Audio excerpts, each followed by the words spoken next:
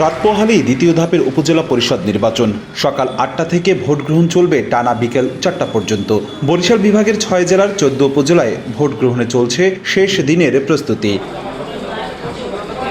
সোমবার সকালে নিজ নিজ কেন্দ্রের জন্য নির্বাচনী সামগ্রী নিতে যান প্রিজাইডিং কর্মকর্তারা। সেই সঙ্গে নিজেদের দায়িত্ব বুঝে নেন নির্বাহী ম্যাজিস্ট্রেট সহ আইন শৃঙ্খলা রক্ষাকারী বাহিনী।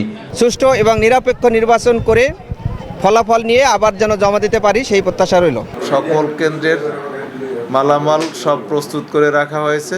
ভোট সুষ্ঠু করতে ২৮ প্লাটুন বিজিবির পাশাপাশি ভোটারদের নিরাপত্তা ও নির্বাচন সুষ্ঠু করতে কাজ করবেন পুলিশ, র্যাব ও আনসার সদস্যরা।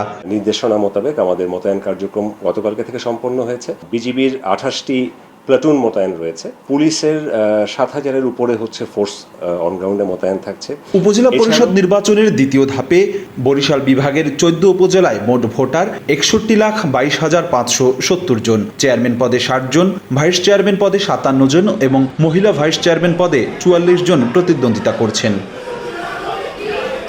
অপূর্ব অপু, সময় সংবাদ, বরিশাল। স্বাস্থ্য এবং স্বাদের মধ্যে চমৎকার একটা ব্যালেন্স করে পীর প্রিমিয়াম আয়োডাইজড লবণ।